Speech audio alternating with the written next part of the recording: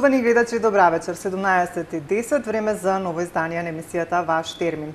Тука сум јас, се разбира, со вас, како ваш домаќин, Виолета Петровска-Перич и денешната моја соговорничка и гостинка, која што е веќе со мене во студиото. Значи, веднаш еве ќе ви најавам за кого станува збор. Тоа е доктор Марина Ковачевска-Трпеновска, која што е специјалист офталмолог. Бидејќи проблемите со очите како се чест проблем, особено еве за оние повозрастни кои што нас не следат, одлучивме еве малку да поразговараме и за проблемите со очите. По-конкретно ќе разговараме за проблемот на медицинска ретина, односно проблемите на задниот сегмент на окото. Меѓутоа, пред да поздравам доктор Марина, би сакала од режија да го пуштат прилогот кој што е подготвен токму на оваа тема, потоа ќе се вратиме во студиото да го започнеме и разговорот за денес.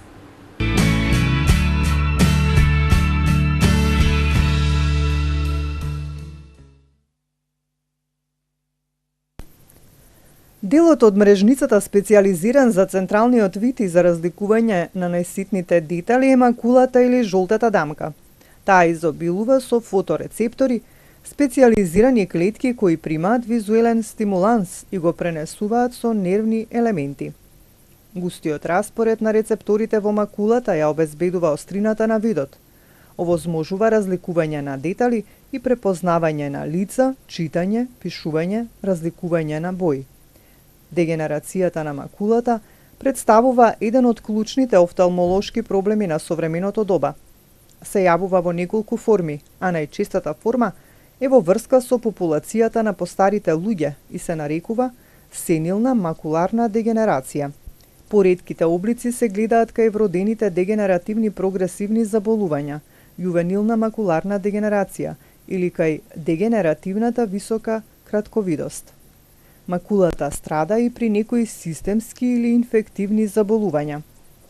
Ризикот за создавање на сенилната макуларна дегенерација се зголемува со годините на живење.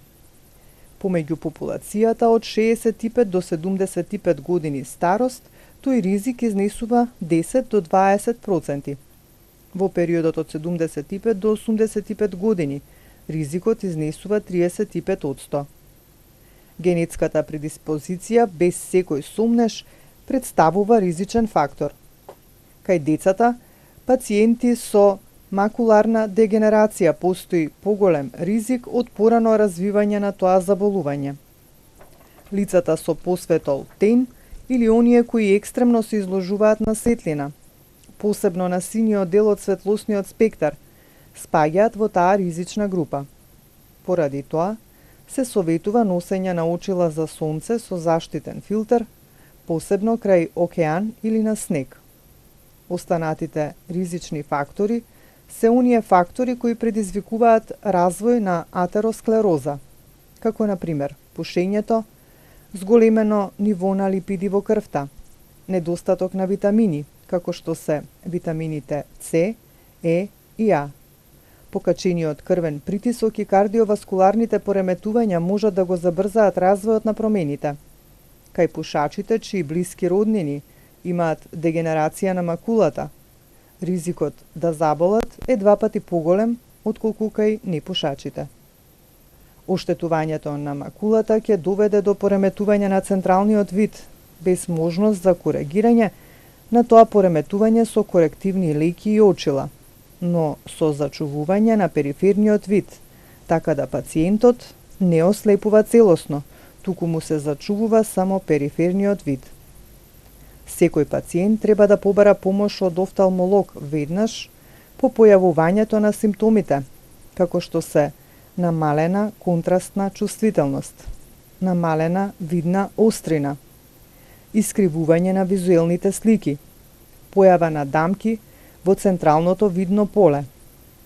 Иако ги зафаќа двете очи, ова заболување нема подеднакво да влијае на двете очи, па така по доброто око ќе го компензира намалувањето на видот и пациентот нема да може да ги примети почетните промени на висната острина во првиот стадиум од болеста. Бидејќи кај заболувањата на макуларната дегенерација не се јавува физичка болка, и затоа што во првиот стадиум од болеста доаѓа само до дискретни промени на видот, Таа болест тешко може да се примети бинокуларно и затоа се препорачуваат редовни офталмолошки прегледи на секои 6 месеци или само тестирање дома со покривање на едното око и гледање во амслерова решетка. Хартиена шема со квадратчиња осмислена за вакво тестирање. Забележувањето на неправилност или заматување во центарот на амслеровата решетка представува аларм за посета на офталмолог. Понатамошниот развој на макуларната дегенерација значи дека видната острина ќе продолжи да опаѓа се до губењето на способноста за читање.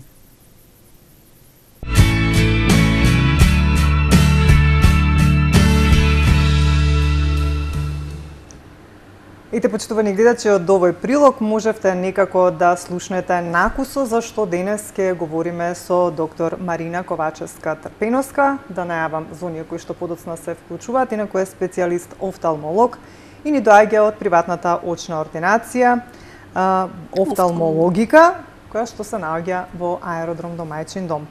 Доктор Марина, јас ти благодарам за прв пат си во ваш термин во телевизија Сонце, што одвои време еве денес да бидеш тука и да направиме една емисија околу овие проблеми со очите. Добро вечер, ви благодарам на поканата и се надевам дека ќе ми се доближеме на пациентите, дека ќе им објасниме некои состојби и така. За ова денес што ќе говориме. А исто така е, значи, еве сите оние кои што не следат, знаат дека сме нели емисија контактна во живо и нели впрочем за нив ги правиме овие емисии, па за сите оние кои што еве имаат некој проблем со окото, слободно може да не контактираат на нашите познати телефони и да постават некое прашање до доктор Марина, секако таа ќе се обиде да им даде насоки за решавање на нивниот проблем.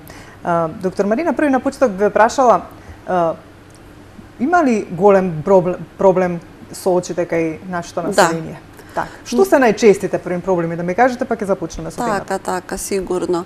Па се смета дека најбројни се проблемите и најчести се проблемите со очите, било тоа да е и во детска возраст, почнувајќи од оние рефракциони аномалии, односно припишување на диоптрија, очила, кое што миновно оди со промени и соодветно на тоа и соодветни контроли, па се до повозрастните, со годините возрастни, значи промени повторно после 40-тата, припишувањето на очила кога веќе ни се достапни речиси сите пациенти и кога можеме и да откриеме многу заболувања кои што пациентот не ги забележал предходно. И секако возрастните, каде што на жалост повторно со возраста се јавуваат тие проблеми, дел поради променетите животни услови, дел поради исто така зголемениот и животен век на луѓето,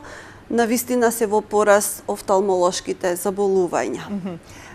Има некои проблеми со очите кои што се специфични за повозрастната популација и секогаш тоа го потенцираме кога говориме и за овој проблем денес што ќе говориме е поспецифичен кај повозрастната популација, меѓутоа бидејќи некако границите на сите заболувања се поместуваат или кај очните заболувања. Да, на жалост тоа е присутно и кај нас, значи повторно ќе речам животните услови, стресот, се она што не обкружува, сето тоа што не можеме има да го реперкусија врз здравјето, односно врз очите конкретно од нашата специјалност. Ајде сега вака да започнеме, значи каква е улогата на макулата или пак народно речено жолтата точка на окото.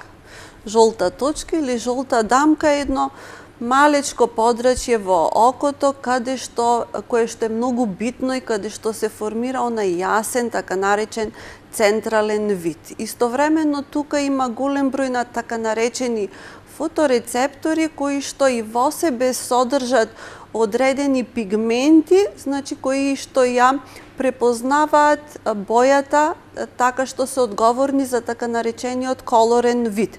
Тие се најгусти во одредени подрачја, но особено во жолтата дамка.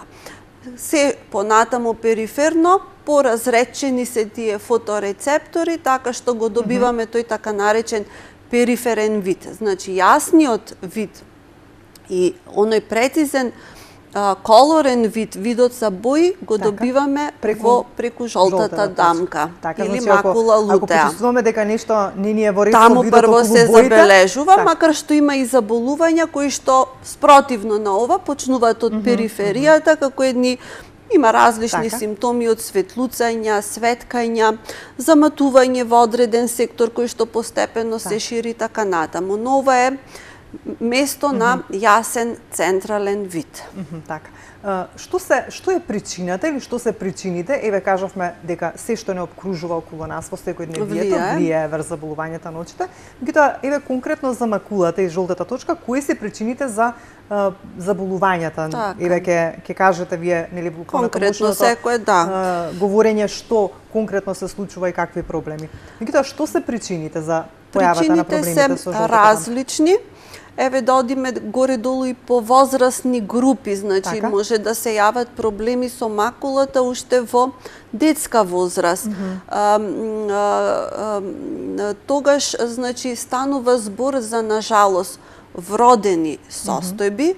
Повеќето од тие всушност се наследни, било доминантно, било рецесивно или поврзани за X хромозомот, половите хромозоми, и кои што, иако се вродени, не се манифестираат баш на раѓање или да речеме прва, втора година, него знаат да се манифестираат и веќе кога детето, пример, почнува во училиште или во подоцнежна возраст. Најчесто споро напредувачки се тие промени, но нажалост го загрозуваат централниот вид. И бидејќи се вродени, наследни, многу е, нажалост, мало влијанието на терапијата. Било во смисла на режим на живот, режим на исхрана, заштитни очила, па и оперативните зафати, значи, нажалост се минимални. Се надеваме дека медицината ќе оди напред, па ќе пронајдеме решение за тие состојби.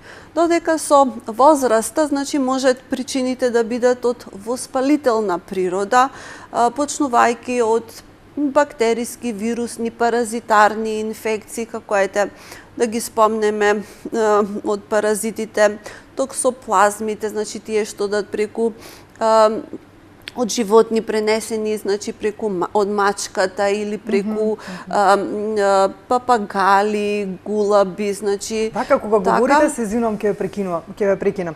Сите оние вируси кои што ги споменавте сега, значи треба многу да се внимава околу тие домашни миленици. Значи, тоа се добива од што? Како може да се пренесе? Мачката е како главен домаќин, од изметот, од плунката, зашто сепак тука еден круг на развој на паразитот и така натаму, менување, значи, на правење на одржување на хигиената на тие домашни миленичиња, мора да внимаваме, Посебно, например, еве да речеме токсоплазмата, кое што, значи, доколку бремената жена, мајката всушност биде заразена, таа може и на плодот да го пренесе заболувањето, па нажалост детето да се роди веќе со вродено, уништен, оштетен вид и така натаму. Сакате да кажете, ако го носи вирусот, мајката сигурно ќе го пренесе на плодот? Најчесто е, нажалост, така. А не се лекува токсоплазмата? Се лекува со антибиотици, Јас сега многу прашања ви поставам. Па херпес симплекс, херпес зостер, варичела и така натаму, сите тие, значи, воспалителни процеси, всушност, има и една голема група на имуни, односно аутоимуни заболувања, каде што, нажалост, повторно, во однос на етиологијата, значи причината кога се бара зошто настануваат тие, се смета дека сепак примарен предизвикувач бил некој вирус, кој што ги изменил антигените особини на нашите клетки, на нашите ткива, и одеднаш нашиот имун систем нашите клетки ги препознава како страни и тој почнува да реагира на нив како некој странно тело кое што сака да го уништи. Во однос на другите веќе понатаму како причини за тоа, ги сметаме сепак дегенеративните состојби. Самиот збор зборува дегенерацијата, најчесто ја доведуваме во врска со возраста, значи една акумулација, долгогодишна, долгодецениска акумулација на штетни ефекти, почнувајќи од исхраната, од аерозагадувањето, од пореметување во рамнотежата на витамини, микроелементи, макроелементи, така, да. Сето тоа доведува до оштетување на жолтата дамка. Кардиоваскуларните заболувања, бидејќи сепак и тие преку исхранетоста на ткивата влијаат на слаба исхранетост, хипоксија на ткивата, па ткивото страда и е подложно на други ефекти. Штетното дејство на сонцето, на слободните радикали, кои што токсично делуваат врз тие фоторецептори, врз еден слој на клетки, така наречен пигментен епител на ретината, кој што служи како одбрана, како заштита да светлосните зраци не ги уништат сите тие витални ткива и така натаму. Така. Ајде сега да проговориме нели за дегенерацијата на макулата. Што е тоа сува, што влажна дегенерација на макулата и кои се симптомите, како се лекуваат? Дали се тоа некои полесни форми? Така. Тоа се две форми на едно исто заболување. Во однос на честотата која е почеста или која е поретка, горе-долу варираат од регион до регион. Иначе се манифестираат со постепено заматување и намалување на централниот вид. Може да биде и со искривување на сликата, така наречена метаморфопсија, која што оди постепено. Тоа е најчест симптом кај сувата форма. Кај влажната форма оди со нагло заматување, губење на централниот вид. Тоа нагло намалување на видот се должи ради наглата појава на оток или крварење во жолтата дамка, ради што се вика и влажна форма, од таму го добила тој назив, бидејќи се формираат нови крвни садови.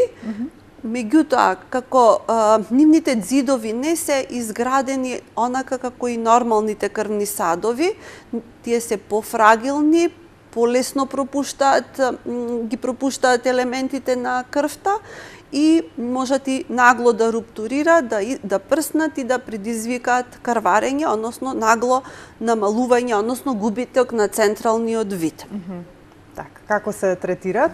Дали оперативно или пак со некои кај сите пациенти во однос на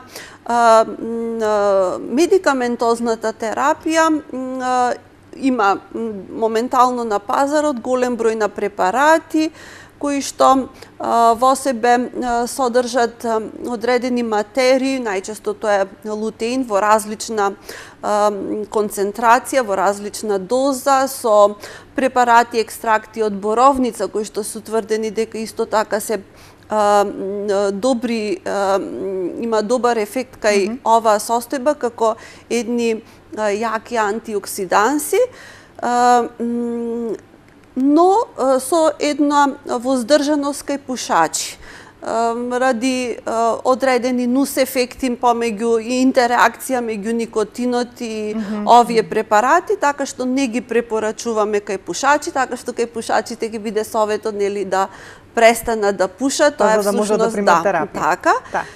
А додека кај влажната форма, каде што рековме оди со драстичен пад на видот, во понова може да речеме последниве 10-15 години е особено интензивна и ефикасна покажана терапијата анти-ВГФ терапија, оние меѓународот познати оние инекции за во око. Во однос на препаратите тука во Македонија, во нашата држава кои што се достапни се во главном две групи на два препарати, од кои што едниот е навистина поефикасен, зашто селективно, значи циљано делува на тој васкуларно-ендотелен фактор кој што е иницијатор за создавање на овие нови крвни садови кои што рековме не се од тој квалитет, односно иако организамот ги формирал како цел да подобро ја исхрани таа зона, прави штета отколку корист. Така. Ајде уште еднаш тука ќе се обратам до нашите гледачи, сите оние кои што не следат, а кои што имаат некои проблеми со очите. Еве тука денес со нас е доктор Марина Ковачевска-Трпеновска, која што е специјалист офталмолог и ни доаѓа од очната ординација офталмологика. Значи слободно можете да се јавите, да поставите некои прашања, доктор Марина ќе се обиде да ви даде насока или конкретен одговор за тоа како да постапите во однос на вашиот проблем.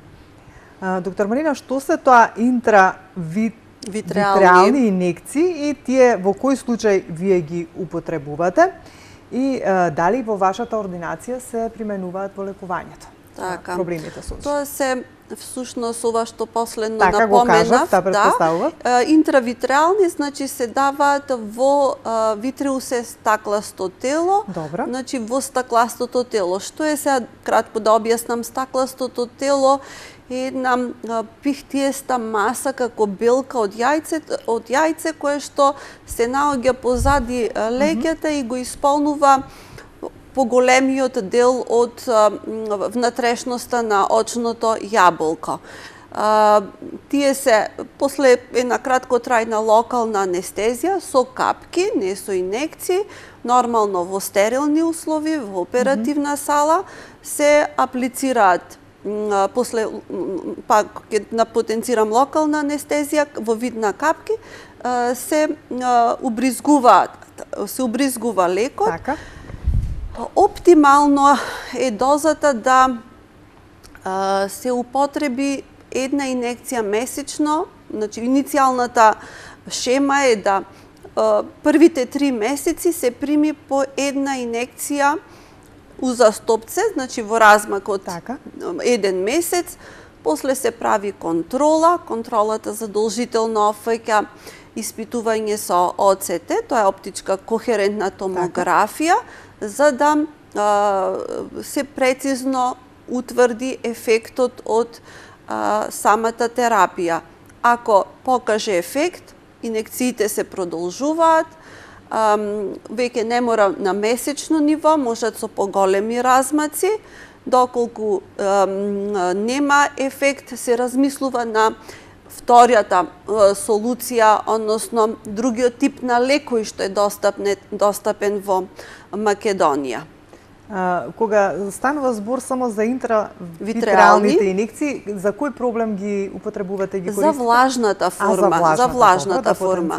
Меѓутоа тие имаат и поширока примена, односно не е само за влажна форма на сенилна, и за други проблеми ги користите. Значи се применува кај диабетичари, каде што развиваат така наречена диабетичка макулопатија, односно оштетување повторно во таа жолта дамка, проблеми во жолтата дамка, кај тромбози, односно запушувања на венските садови на окото, било тоа да се однесува на главната гранка на венскиот сад на окото или пак на незините гранки, додека значи се применуваат и кај сите поретки заболувања каде што се формираат исто така нови крвни садови во тој предел, почнувајќи кај оние многу ретки и тешки облици на миопија, така наречена дегенеративна или малигна миопија, кога имаме значи од високиот диоптер, толкаво истенчување на ѕидовите на крвни садови, со оштетување исто така и формирање на расцепи на ткивата во одреден сектор, создавање на такви крвни садови и така натаму. Така. Дебелината на рожницата на окото. Добро. Зошто е важно да се измери за кога станува збор кај покачениот очен притисок? Каква улога има тоа? Така, па би рекла дека првенствено е важна утврдување на дебелината на рожницата да се процени, да, првенствено кај глаукомот, а поредка, односно друга поред честота на потреба од тоа, би рекла е кај пред операција на катаракта, за да не се превиди одредени исто така дистрофични промени на рожницата кои што одат со промена во дебелината, бидејќи операцијата на катаракта, на жалост, па кај нив може да биде како провокација за влошување на состојбата на рожницата. Зошто е битна кај пациентите со глауком? Битно е бидејќи често во секојдневната пракса често имаме да при рутинско, најчесто рутинско мерење на притисокот, кој што го препорачувам како неизоставен дел на сите офталмолошки прегледи, особено луѓе што и првпат доаѓаат на очен преглед, обично поради диоптрија со возраста, значи препишување на очилата за близина. Зошто мора да се измери очен притисок? Така, зошто најчесто тоа оди без симптоми. Покачениот очен притисок, ако е во форма на оној правилен глауком кој што би се развил во глауком, најчесто не оди без никакви симптоми. Глаукомот е болест на така наречен тивок крадец на видот, каде што нема симптоми, а ако не се лекува, ќе имаме губиток на видот. Ајде да слушнаме кој е на линија. Добро вечер, повелете. Ало, добро вечер. Добро вечер. Дали може и во студиото? Да, веќе сте во вклучени, може да поставите прашање. Ало? Да, веќе ве слушаме. Повелете. Поздрав до докторката. Благодариме. Се јавувам. Значи имам проблем долгогодишен со очите. Добро. И уствари ми се слива некоја слуз од синусите и некој оток измеѓу корено на носот и очите, и стално имам слуз кој се слива надолу и кој ми представуваат некој голем проблем, значи непријатен проблем. Дали тоа може да влијае и за оштетување на видот? Тоа ми е прашањето. Значи имам оток на капакот, а сето тоа е од синусите и се сливат во очите од слузот, од носот и во грлото и во очите. Така. Добро. Така, ви благодарам на прашањето, ќе се потрудам да ви подетално одговорам. Да, има на жалост поврзаност меѓу синусите и очите. Ете, од најбаналниот анатомски би рекол анатомска причина, тоа е всушност постоењето на комуникација меѓу солзните канали, значи се излеваат во носната слузница, каде што всушност делумно се отвараат и синусите. И меѓу нив постои нормално комуникација. Значи, почнувајќи од тој секрет и инфекција од синусите па и од носот, може да се пренесе на окото или обратно, било почетокот на окото, па понатаму се пренесува и во носната слузница. Што да преземе во овој случај? Нормално лекување на проблемот со синусите. Добро. Тоа е, би рекла, најчестата, а втората посериозна причина,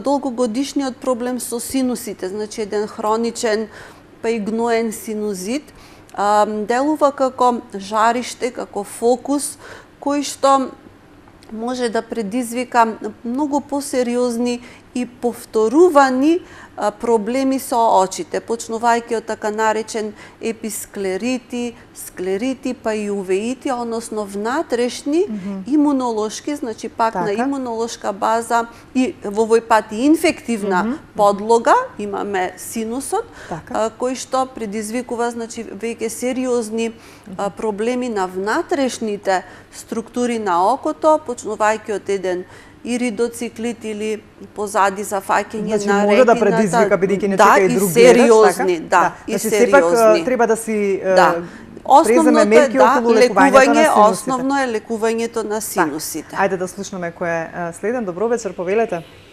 Добро вечер. Повелете. Прашање до докторката. Имам проблеми со очите. Ми се појавуваат како бели облачиња во долниот дел на очите кога гледам, кога ги движам очите. А и по некоја можеби на едното око и кога некоја мушичка. Не постојано, али доста долго, тоа е веќе можеби 2 години така. Може едно прашање само? Да. Да. Значи, јас како што ве разбрав, едно е дека имате проблеми во самиот солзен филм, па кога трепкате делумно се разбиструва или се заматува видот, а вториот е како да гледате во самото видно поле, значи некоја темна мушичка, така? Кога гледам и кога ги движам очите, во долниот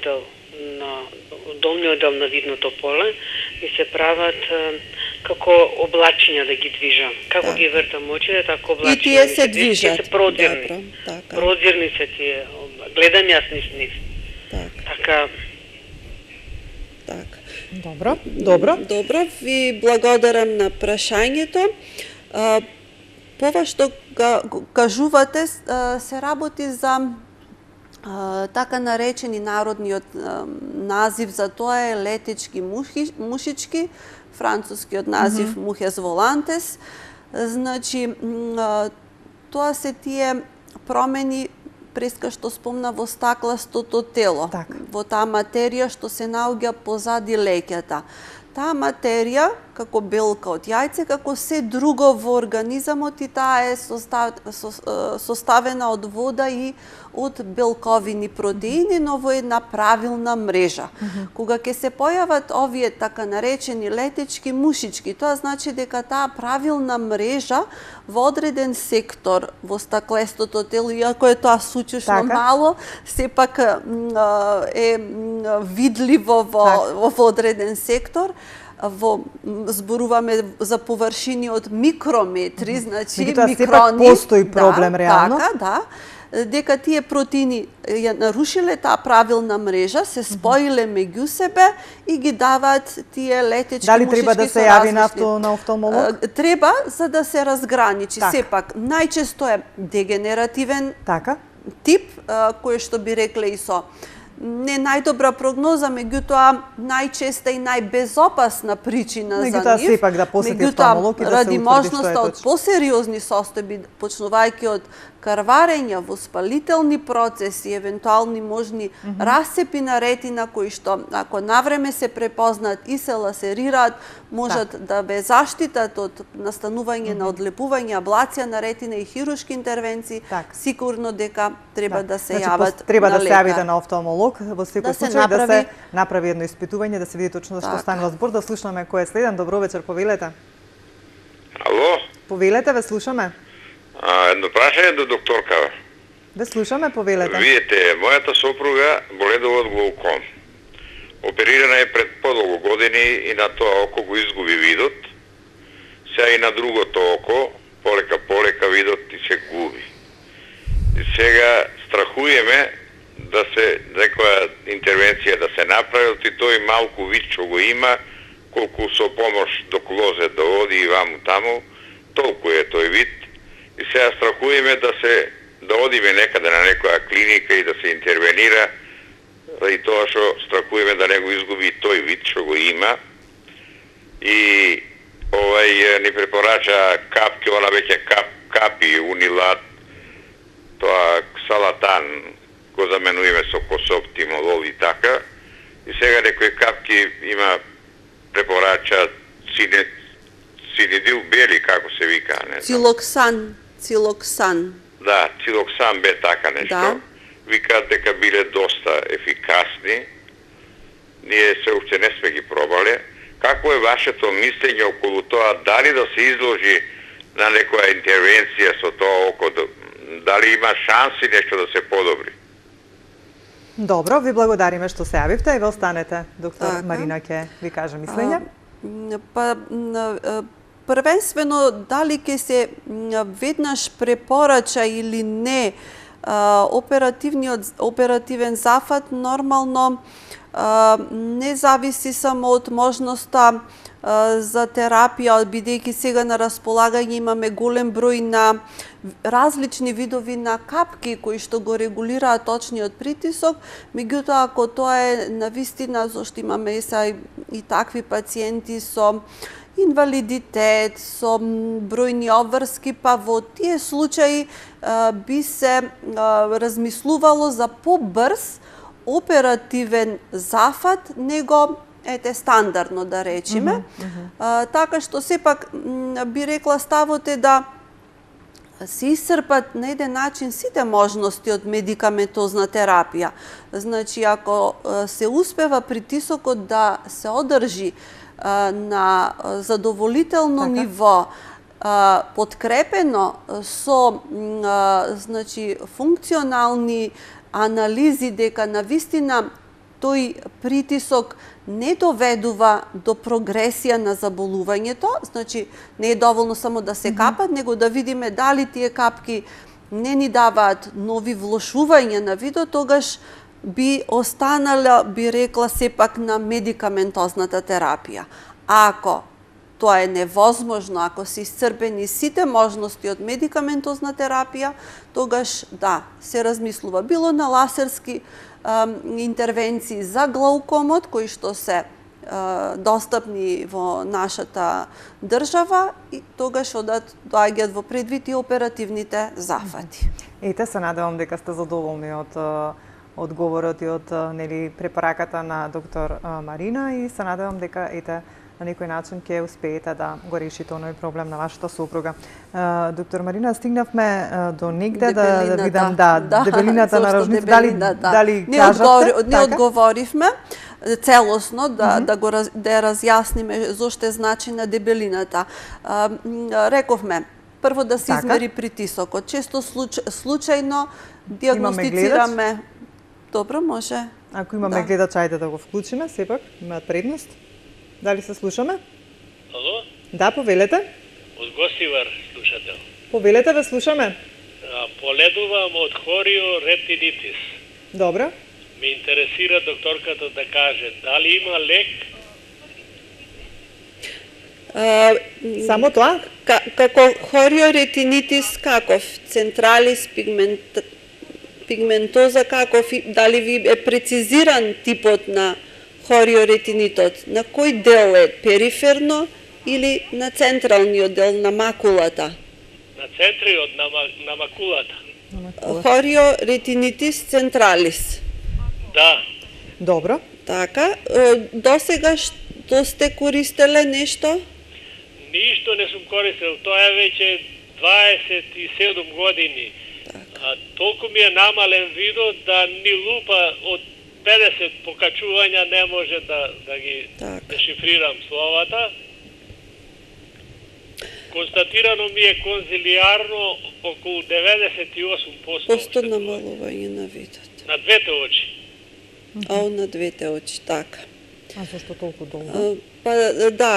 Овие инекции што ги слушав, дали нешто може да барем да се задржи тој вид? Иначе немам нити притисак, нити болки, нити... Да, овие болести, на жалост, не одат ни со болки, ниту со црвенило.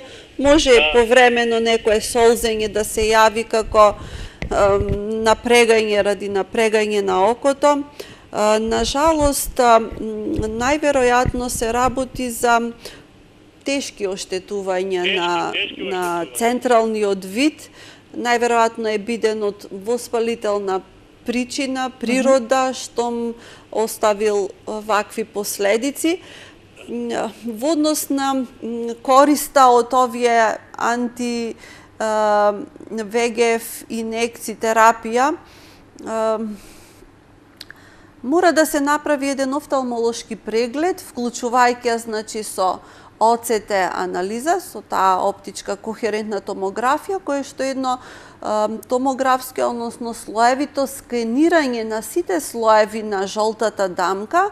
Ако покаже во смисла активност, оток, било интраретинално, супретинално, сега имаме, е достапна и ангио-ОЦТ со анализа и на крвните садови во тој сектор. Ако ни покажат тие анализи дека навистина има создавање на нови крвни садови кои што покажуваат активност, тогаш би имало логика да се применат овие инекции. Во сите други случаи, на жалост, не ќе има никаков ефект од овие инекции. Во секој случај треба да се обиде да ги направи сите овие испитувања, па да се види дали ќе можете со оние инекции кои што ги спомена доктор Марина да ви се помогне. Јас се надевам дека ќе ја послушате и дека ќе ги направите овие испитувања се со цел нели да видат дали ќе може да ви се помогне. Доктор Марина, немаме уште многу време, што би било вака по важно да се напомене во однос на дали на дебелината на рожницата или пак... Така, значи дека секој притисок веднаш не го прогласуваме за глауком и не почнуваме веднаш терапија, бидејќи секој човек има и различна граница на толеранција на тој притисок, а и дебелината има на рожницата има влијание врз точниот притисок. Значи некои луѓе имаат подебела, некои имаат потенка рожница и современите апарати кои што ја мерат дебелината на рожница во себе имаат софтвер кој што ни кажува дека на таа и таа микрометри дебелина на рожница толку и толку милиметри живин стол треба да одземеме или додадеме на измерениот за да го добиеме точниот притисок. А со тоа нормално дали ќе се почне со терапија или само едно следење на пациентите. Така, има уште неколку прашања, меѓутоа гледам кое да го поставам уште едно барем да одговориме. Ајде ова последното, кај луѓето што не гледаат блиску и далеку, дали може да се реши проблемот и за далеку и за блиску со вградување на контактни леки? Да, постојат и контактни леки кај пациенти што имаат, пример, возрастни, било да е почетна катаракта, има и интраокуларни леки кои што со операцијата на таа почетна катаракта би се решил проблемот, односно не би имале потреба да носат очила ни далеку, ни блиску. Во однос на пак на контактните леки, кои што значи претежно кај, условно да речеме, помлади, средна млада возраст, да речеме, после 40-та година, може да бидат меки леки, може да бидат полутврди леки. Во секој случај има решение. Има во секој случај, медицината оди напред. Доктор Марина, бидејќи имавме уште неколку прашања, многу ми е жал што не ги одговоривме, меѓутоа баш се радувам што се јавија гледачите, па можевте со нив да искомуницирате и директно да им одговорите на прашањата. Ме интересира вака сега, еве за сите оние кои што не следат. Дали ако навреме се јават на очен лекар кога ќе почувствуваат било какви симптоми, еве имавме различни типови на симптоми и проблеми од оние што се ако навреме се јават, дали може да ги спречат, да ги спречите вие како офталмолози понатамошните проблеми за губење на видот? Можеме да речеме дека треба ли веднаш да реагира, да не чека? За одредени состојби не станува збор дека мора веднаш да се интервенира. Кај веќето од нив и добиваме, значи, навистина подобрување и на видот и заштита на окото од други посериозни состојби. Кај другите, што не можеме да го постигнеме, барем ублажуваме.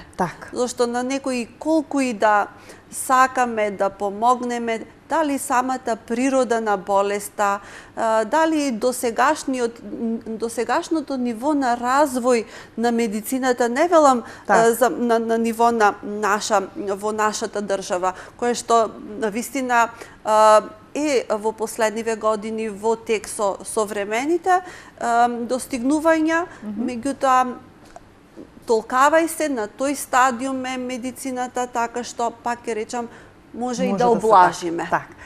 Доктор Марина, јас благодарам за денес, за сите оние кои што не следат, значи, ако сакаат да искомуницираат и да ја посетат доктор Марина Ковачевска-Трпеновска, која што е специјалист офталмолог.